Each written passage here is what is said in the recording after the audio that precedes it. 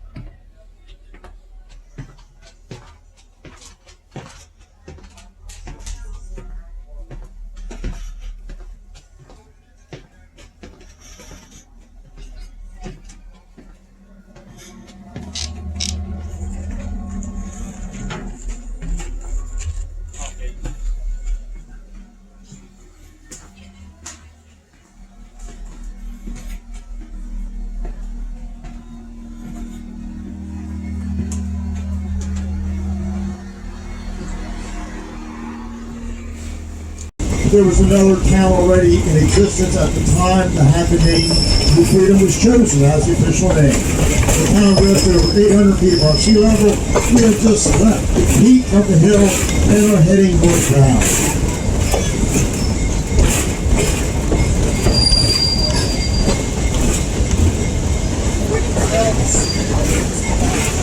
We're just going by the old New Freedom Station, built in the 1860s. It was the Northern Central standard design. This type of building could be built cheaply and quickly. The same blueprint was used to build at least 8 identical stations along the line. Most of those old stations are now long gone, but 4 do remain. This particular building, however, was painstakingly restored in 2003 when renovation crews took the original station apart board by board and reassembled this current building to the exact same dimensions as the original. Abraham Lincoln, there you go.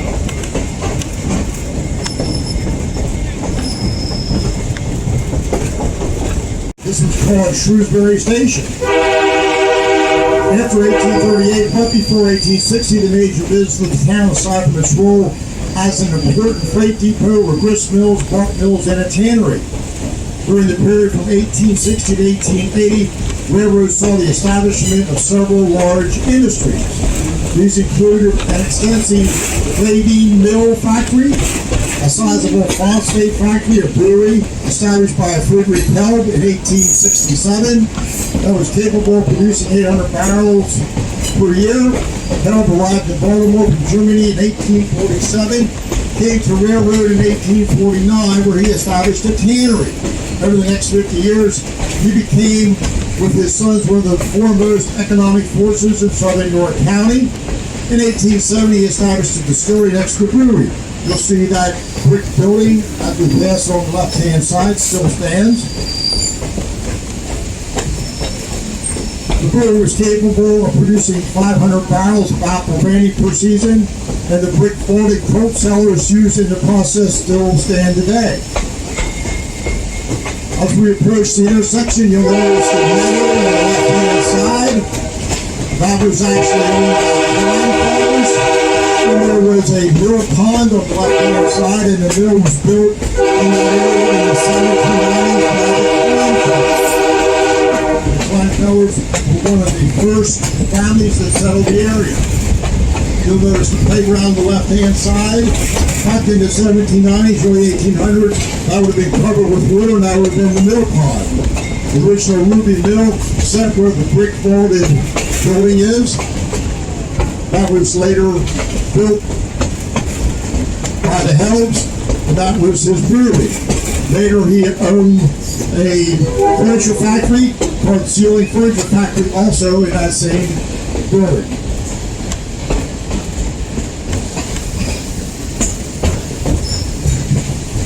When a town or village grew up around the railroad station and needed a post office and an official name, the local Shrewsbury residents atop the nearby hill to the east often said, "We're going down to Shrewsbury Station." But by 1870, when it was incorporated, they came up with the name of, "Let's go down to the railroad." So it was called railroad. As we pass through railroad, on the right, you will see a red brick building. That is the general store. That was built in 1848, and that was used by the Helms as a bark factory. Later on, it was a general store, and there was also a creamery.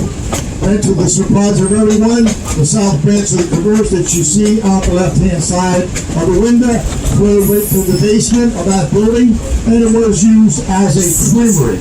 It also, by 1911, had one of the first phones in town, and everyone from Railroad to Shrewsbury came down to use the phone.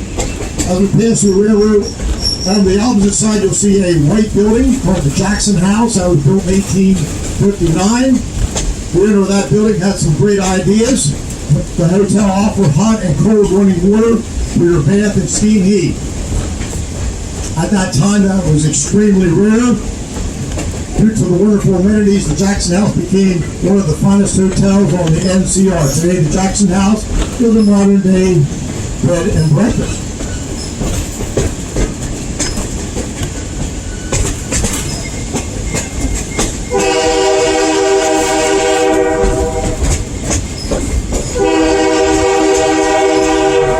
The original 1838 Shrewsbury Station set in the parking lot on the right-hand side of the train. The building's no longer there. You'll see the stone wall of the existing, what's the name of the flaving factory. It was the Kleinfelder's flaving factory. You'll see that original stone wall back there near the swimming pool. And this was a blunt mill. They used tree bark, and they ground tree bark into a substance to tan hides. It was an astringent, and it was called flagging. As the Underground Railroad, and we know that at least 2,000 freedom seekers traveled northbound on the Northern Central Railway to freedom. Samuel Berry was an important person during that era. He was a free man, lived in Shrewsbury. He was a farmer, and at night they called him a conductor, and he would help freedom seekers seek their freedom in York, Pennsylvania, Harrisburg, and also across the Susquehanna River into Philadelphia area. There is a marker commemorating the life of Samuel Berry on Main Street in Shrewsbury. And if you ever have time, I would suggest that you read the marker. You're a very important person of the time.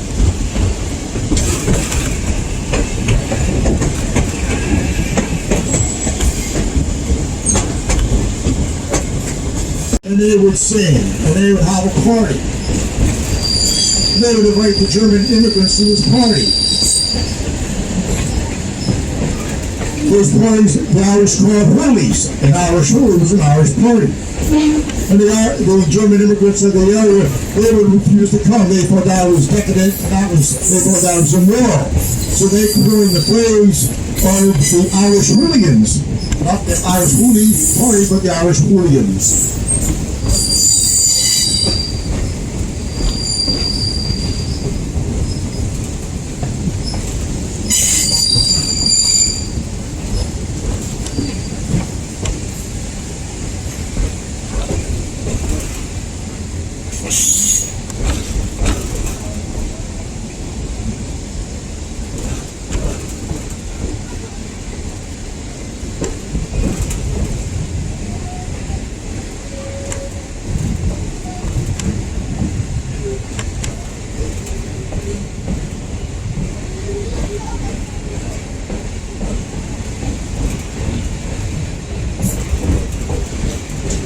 We'll be going over one of the wooden bridges that were built by the Irish immigrant in 1838. This was very unusual during the time period because not only does the bridge span the road that you see out your right-hand window, which is Route 616, but also spans the Cador's Creek. That was unusual at the time to span both the road and also the waterway. This building, the bridge by 1870 was taken down. It was a frame bridge in 1838 because this area was double tracked to support more commerce north and south. And when it was double tracked, the bridge was rebuilt around the 1870s as we see it today in the granite, brick, and sedimentary rock. Also, by 1895, this bridge was entered on the Federal Historic Register.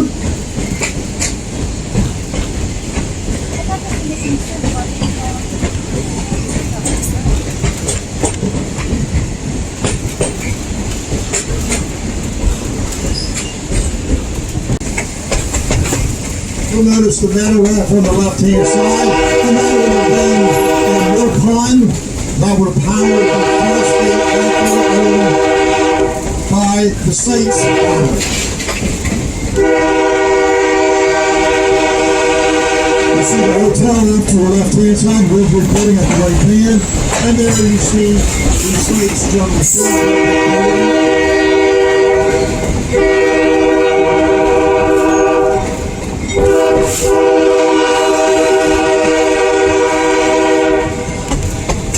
You'll see the south branch of the Cador's off on the left-hand side. That was named by the Shrewsbury Indians hundreds of years ago, and that means rapid river. That grass area along there at the Kilmar side, that was a mill pond that was backed up. In August of 1838, with the arrival of the first inside passenger train, the station was established. It was simply known as Shrewsbury Station.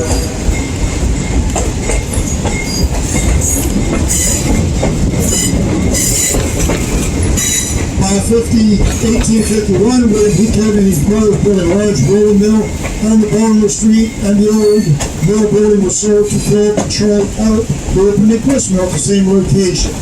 There were 6 grist mills in the town.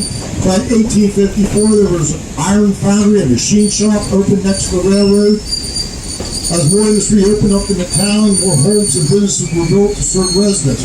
Finally, in 1858, with a population of 200 residents living in the area, it was decided to name this area August 29th of 1859, incorporated as Glen, Pennsylvania.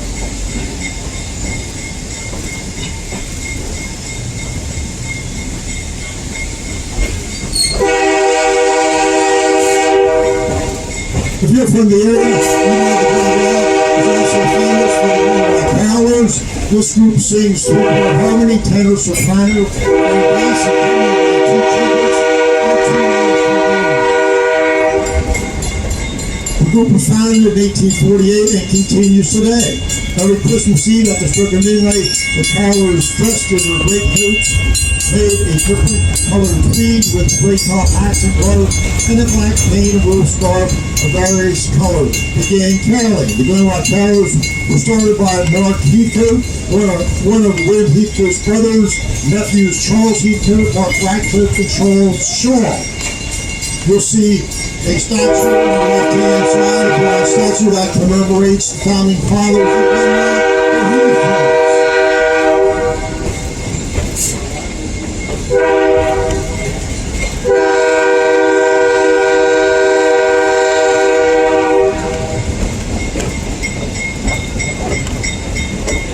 Coming upon that bronze statue are the Heathcotes,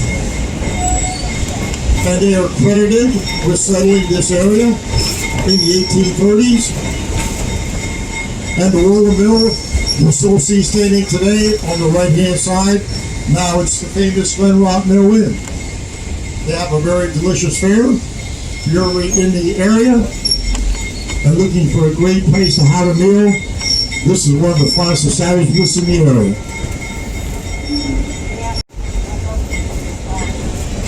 You can see how the building had additions to it over its tenure, from a grist mill to a rolling mill, and now to a restaurant.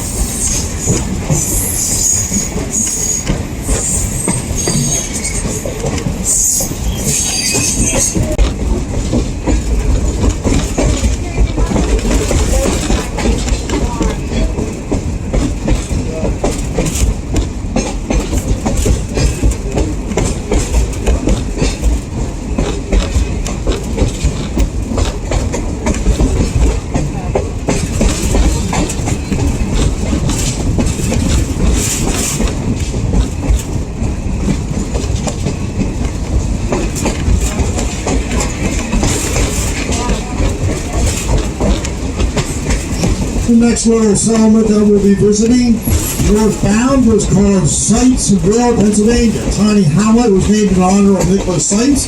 And yes, this is the same Nicholas Sites that built the famous mill in Sitesville, Pennsylvania, that we stopped just southbound of Glen, Pennsylvania. You'll notice the big mill building on the right has the name and date and Sites 1866 near the top of the gable. The Canores Creek powered the mill, but also during hot, sultry summer days, train passengers might have stopped here and cooled themselves on the cool water south branch of the Norris. We're passing the Nicholas Sites Mill in 1866 built. In 1860 there was a census done, and Nicholas Sites at the time was worth about $25,000 total with these mills and his possessions. And in today's currency value, that would be worth about $650,000. So Nicholas Sites, the German immigrant from Baltimore, was certainly an entrepreneur of his time.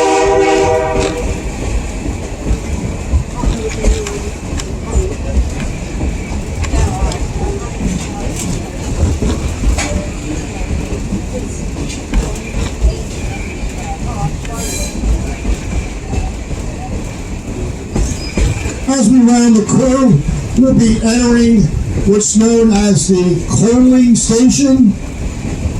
This would have been a depot area for trains northbound and southbound. There would have been at least 4 tracks in this area. And at this point, the steam engine would stop along this line and take on water from the south branch of the doors. And you'll notice a stone wall off on your left-hand side. And there was trestles across that to the south branch of the doors where coal could be dropped in on the top of the engines. There was also ash pits in the ground. And there would have used jerry cars to transport the ash over to the south banks of the doors, and then also drop coal in from the Larry cars above. You see the remnants of the stone wall and the piers of what was known back then in the 1900s as the coaling station.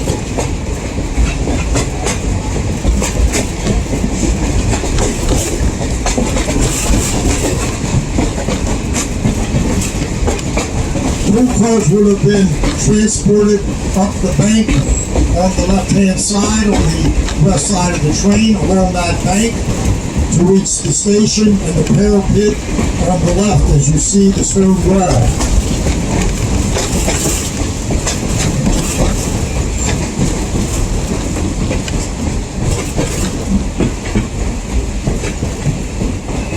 Of course, with the innovation of the diesels, by the 1930s, this area then basically was decommissioned.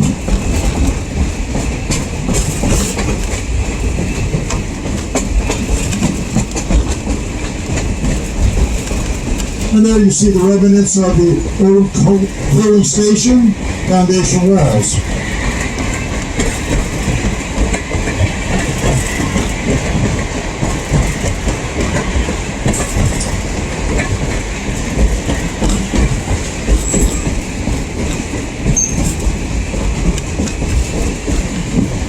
Of course, they would have used the water off the south branch of the doors. They would have pumped it up to the hillside on the left-hand side. There was a reservoir. And then they used natural gravity flow for water then to be piped down in over the top. And then Abraham Lincoln also didn't feel good and developed a slave fever. He reclined in the coach car coming back to Washington, D.C. Later, he was diagnosed by his doctor in Washington as having the smallpox. Unfortunately, this free man who was his personal valet that accompanied him to Gettysburg died of smallpox January of '64, and Abraham Lincoln paid for the funeral. You'll see the Scott's Hotel that was also built in 1828. That still exists. The Confederates raided that hotel. They burnt the Junction as we're passing on the left-hand side. There was a turntable there in the parking lot that the Confederates burned, so trains coming down westbound could not turn around. They had to back up, and the bridge we're going over now was burned by the Confederates June 27th of 1863, and was rebuilt 21 days after the Battle of Gettysburg. But 2 weeks after the Battle of Gettysburg, there was a flash flood that came through the area and washed that bridge out again.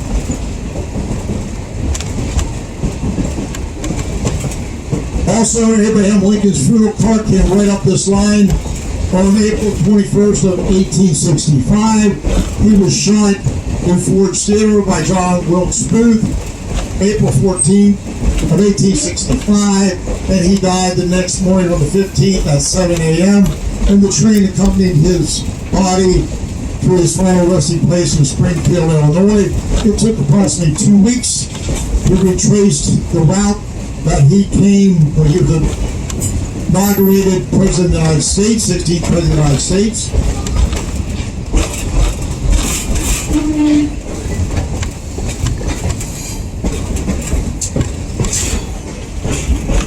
It's a heaven of quiet serenity and a delightful place to live.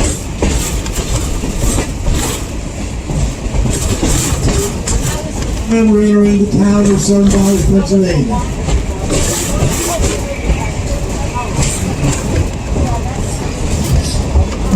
We'll be stopping north of Seven Valleys at the York County Rail Trail Park. We'll be stopping for approximately 1.5 hours. We'll hear the 10-minute whistle when it's time to reboard the train. Or we'll be stopped here for 1.5 hours. You'll see a restaurant off on the left-hand side. That's the Valley Tavern. You can come down the rail trail, and they have a light fare there at the restaurant. Also, there's a winery there on Main Street. You can visit that if that's open today.